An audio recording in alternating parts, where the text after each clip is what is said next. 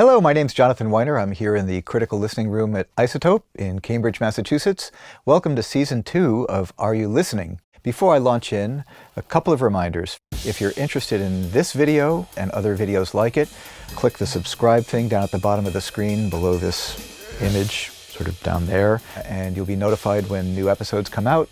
Please feel free to go to iZotope.com and have a look at other videos that we have there, blogs, articles about artists. Pro Audio Essentials is an ear training tool that we make to level up your skills. There's lots and lots of interesting things to do there. And of course, you can download Ozone and follow along with this episode.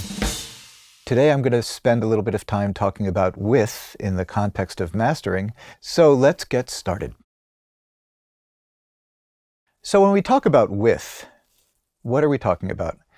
Before we even dive into some of the subtleties and nuances in mastering, I think it's worthwhile to remind ourselves that the environment within which we make decisions about our mixing and mastering, just what we're hearing, depends so much on our playback system. There's some basic principles, some basic ideas that you can use. If you're listening in headphones, obviously there's not a whole lot you can do about adjusting the stereo width of what you hear. But if you are listening in speakers, which is recommended at least some of the time in your work, it's a good idea to observe the equilateral triangle idea, where the position of your head is equidistant from each speaker and the speakers are equidistant from each other.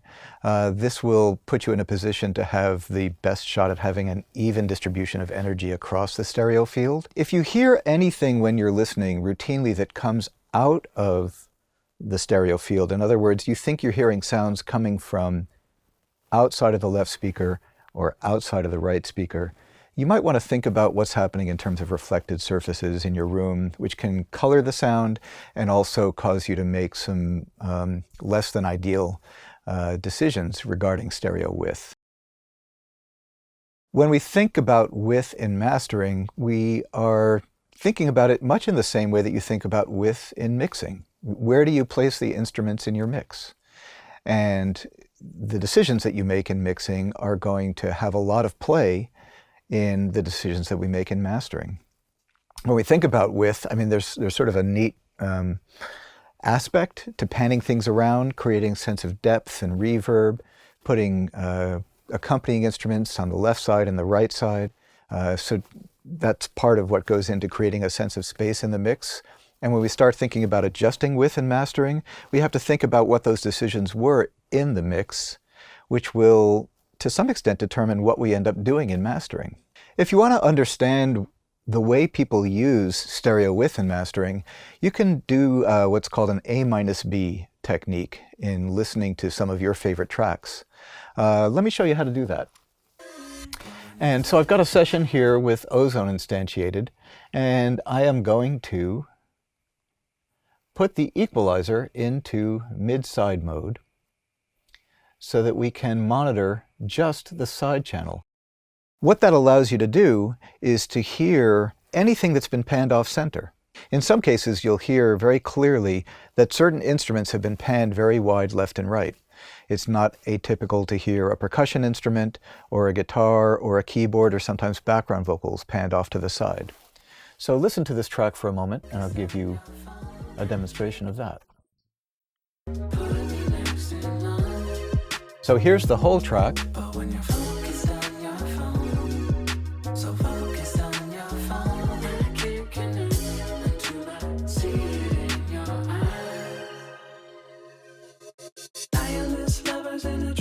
And this is just the panned information.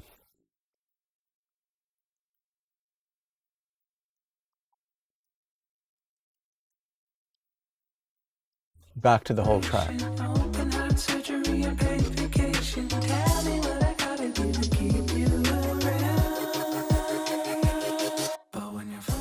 And now this is the information that's not panned, or what we like to call mono.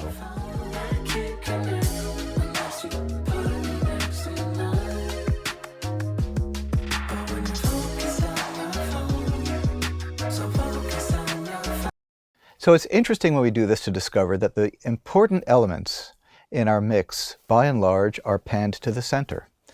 Now this is an interesting example because the vocals are somewhat spread out. We have background vocals that are very strong, panned to the left side and the right side. But the kick drum, the snare drum, and the bass are all dead up center. And when I soloed the side channel, or the panned information, you didn't hear any bass. I'll come back to this concept in a little while when we talk about the idea of stereo bass, or monoizing the bass. But for the moment, suffice it to say that just by understanding what's in the middle and what's in the side, that will help us understand what we're doing when we start changing the sense of stereo width, or the balance between the mono signal and the side signal. When we're making decisions about whether or not to do any kind of width adjustment to a mix, then you have to ask yourself, why am I doing it? What do I hope to achieve from it? Remember, if we hear instruments that are panned wide and we start to increase the signal in the stereo width, those instruments are going to come up in the balance, which may be cool and interesting and even exciting. If we have a lot of reverb and we bring up the side information, we may get a greater sense of spaciousness and reverb in the mix. But there's a flip side to this decision that you're going to make, which is that if all of the important instruments, at least in terms of a rhythm section, are panned right up the middle, and we increase the sense of width around the stereo image, are we going to lose the focus on the center, on the groove? So every time you make an adjustment, you want to make sure, at least for a moment, to pay attention to what's happening with the clear, focused center of your stereo image. One of the things that you hear people talk about a great deal is, should I center my bass? Should I mono the bass? And there are many ways of doing this. Many products include monoizing functions. You can certainly do this in Ozone by using the stereo width tool. Let me show you how. In the stereo imager, I can create a crossover so that I'm focusing the effect of the imager just on the bass region. I'm going to solo the bass region so you can hear what I'm talking about. So right now we're listening to only energy below about 110 hertz. Okay, so you hear the kick drum, you hear the bass. If I take the stereo width slider and move it all the way to the bottom, I've created a low end that's entirely mono. And if you look at the vector scope over here on the right side, you can see the orientation of it is straight up and down. If I return the slider back to 0, you can see that there's an orientation that's slightly less, or slightly more diffuse, slightly less up and down, and it includes a little side to side or phase different information between the two channels. So you'll notice when I was playing that example that there certainly is a difference when we take the low end region and sum it to mono or restore it back to its original orientation. But you'll also notice that in the side channel there was no kick drum and there was no bass, which leads to the question, when I mono the bass, what am I doing? You're not actually monoizing the bass. And if you were to look at common examples of pop mixes or your favorite mixes in most genres that include drums and bass, you'll discover that the mono contains all of the kick drum and all of the bass energy. So monoing the bass isn't really going to help tighten the bass. It's not really going to help bring those elements more into focus because they're already incredibly well focused. They are panned right up the center. What is going to happen is you're going to take the low frequency energy that's contained in accompanying instruments like guitars, keyboards, pads, even perhaps male vocals or background vocals that have lower pitches to them, and those are going to be brought into the center. That may or may not be a good thing. In doing so, you're going to lose a little bit of a sense of depth and space in the low mid-range, and you're going to gain a little bit more clarity because we've taken some of that low energy out of the side or the difference channel and brought it into the center. So it's important to understand what you're doing and to think about why you're doing it before you engage in monoizing the bass. When I'm thinking about adjusting the stereo width, I have to think about where I position the adjustment that I'm making. Do I want to do something to the stereo width at the beginning of my mastering chain or at the end of my mastering chain. My take on this, and I think this applies to other tools as well, EQ and compression and so on, is if there's something I need to do to correct the stereo image, in other words, if it just feels too narrow, I'm going to make the correction first before I do any other signal processing. Because when you think about sequencing modules, there's a dependency when you go from the first to the second to the third. The level will affect the compressor. What you do with the compressor will change your decisions about an EQ that's next, and so on. So I want to make sure that I do all of my correction up front.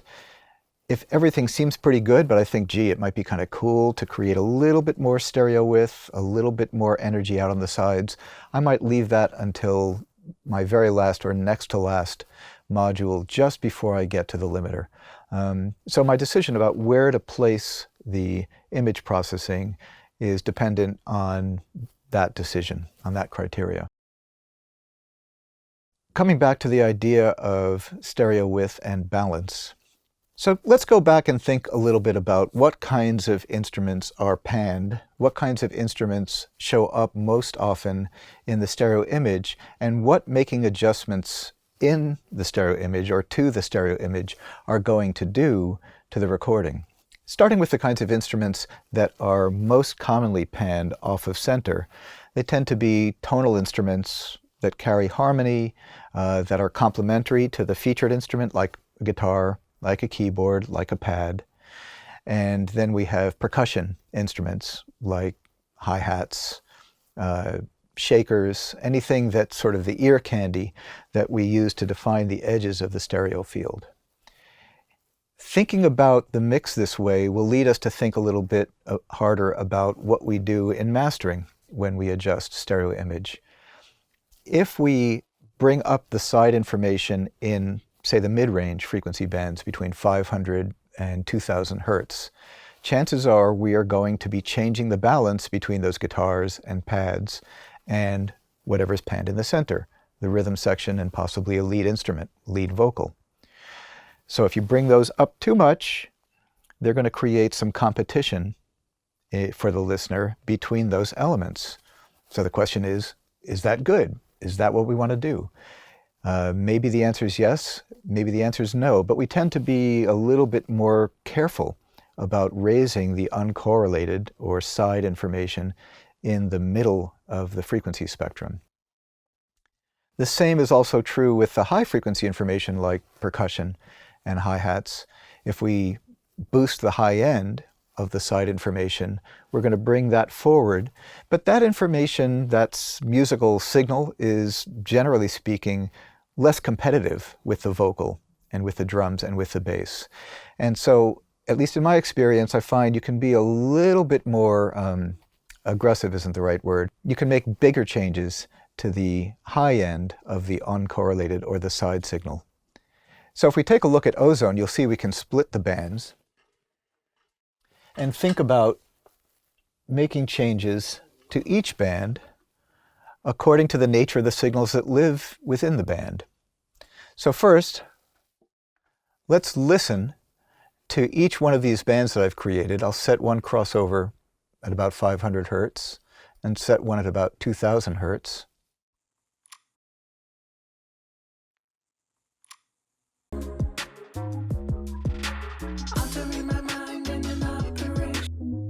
So this is all the low frequency information.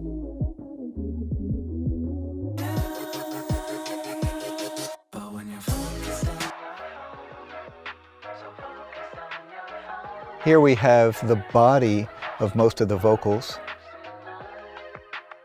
and the snare drum.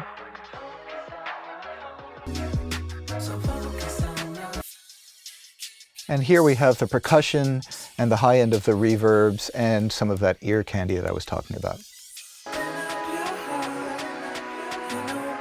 So when I'm making decisions about how much to widen a track, I might make different decisions in each band. I might decide to add a little bit of stereo width in the mid-range, but not so much that I cause some of that competition that I was referring to before. And I might add a little bit more to the high frequency information. I could even add a fourth band and go a little bit further with the really ultra high even the high end of the hi-hat is missing most of the body of the hi-hat, for instance. And so the result will sound something like this. I'll start with it bypassed, and then we'll add it. Tireless lovers in a transformation, 24/7 in a celebration. I don't want to find the one to chase you around. Altering my mind in an operation, open heart surgery and paid vacation. Tell me what I gotta do to keep you around. But when you're focused on your phone. So even with this example, I think you'll notice if you go back and listen to it again, that when I turn on the imager, where I'm creating a sense of width, we're getting some excitement in the high end. Everything feels a little bit wider and a little bit broader, but the warmth of the lead vocal has been pushed back a little bit as a result. So there's a trade-off there, and we have to manage that trade-off as we're navigating the decisions about how wide to make a track.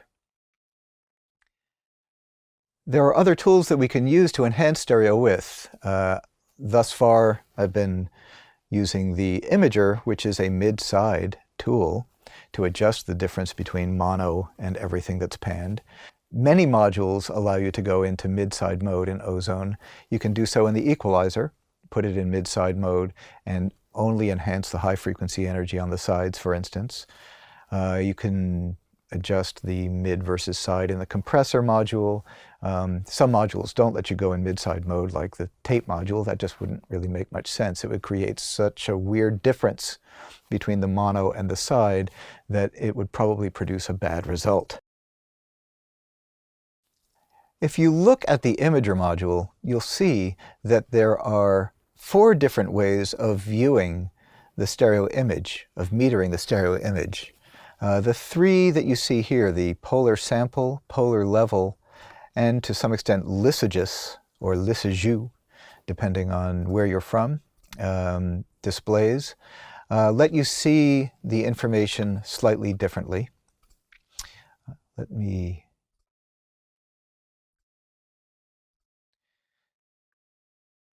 But they all let you see pretty much the same thing. They let you see the difference between the mono component of the signal, or the in phase between 2 channels, and the out of phase version. The more you have a vertical orientation, the stronger the mono component. And the more you see the horizontal orientation, you'll see a vertical component. When you're looking at your mix, if you see persistently, if you see a stronger horizontal component compared to the vertical component, you may want to step back and think about, do I have too much information panned, or should I bring up my rhythm section? It's not always the case, but that can be a visual clue to lead you to investigate this relationship. So I'll play a little bit of the track, and I think you'll notice that when the drums are in, you see, and every strong beat, you see a strong vertical kick, if you will. And when the vocals come in, you see the whole image pull out wide, left and right, because the vocals are widely panned in this track. Tireless lovers in a transformation, 24/7 in a celebration. I don't want to find the one to chase you around. Altering my mind in an operation, open heart surgery and paid vacation. Tell me.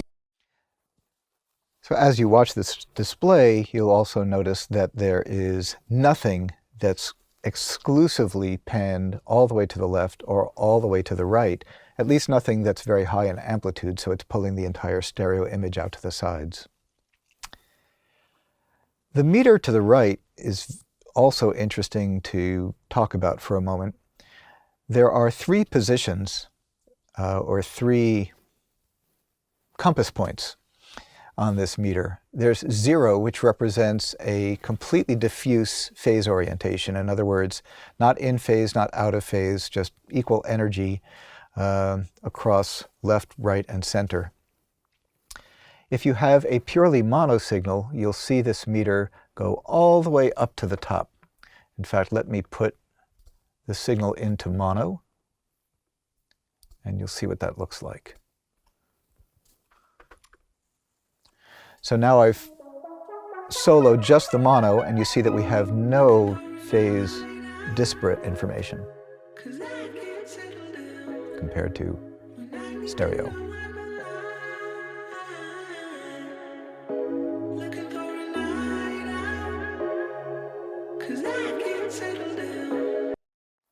If you look at this correlation meter, when I solo just the side channel as opposed to the center,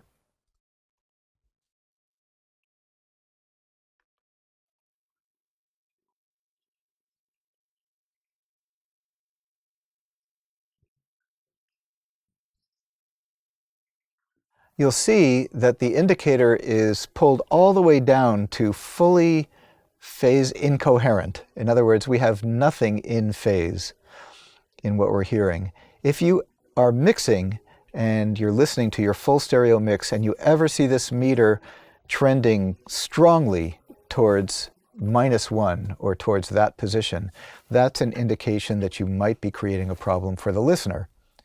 What kind of problem, you say? Well, let me solo the side channel and say that your mix is being listened to in mono. Somebody's listening on their phone, they've got a low bandwidth feed from whatever their favorite streaming service is, and it's being collapsed to mono. Watch what happens. The music disappears. That's probably not what you intend. So, that's a good reason to pay attention to your correlation meter while you're mixing. I can't emphasize enough that what we're doing is making art or engaging at least in a creative activity. And it's important for us to be able to engage in artistic and sonic adventures and try things and see what works and doesn't work. My intention is to give you some guidelines and ways to think about managing the mono versus stereo. And I think that all of these tips are relatable to sort of common decisions that we make in the context of music production. But that doesn't mean that you can't try things. You can try panning the kick drum to one side and panning the bass to the other side.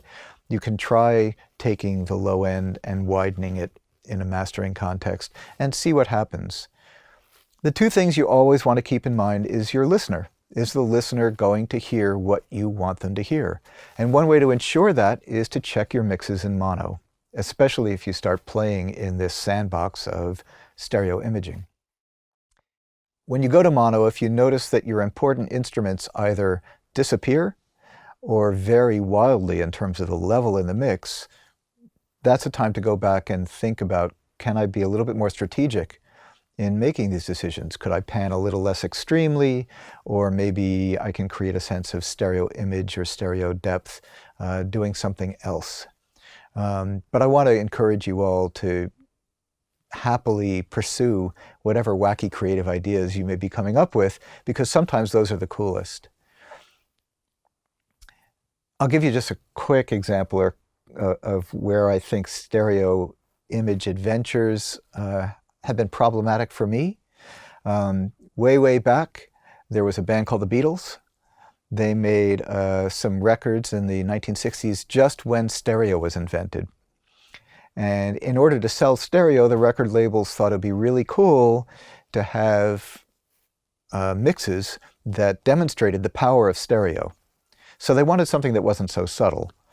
What if we put the lead vocal and the drums over here and the bass and the main guitar over here, just to demonstrate the power of having two speakers as opposed to one?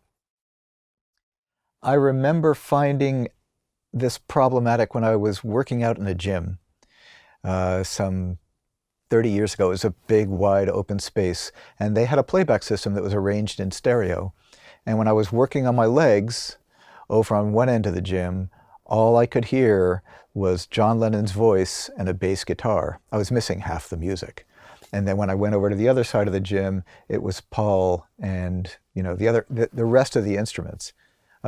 So that's just a way of illustrating this idea of keeping the listener in mind and making sure that no matter what you do, that the people who are listening to your music will get the heart of your musical idea. Another thing to consider is when you decorrelate a musical signal, you will make it softer.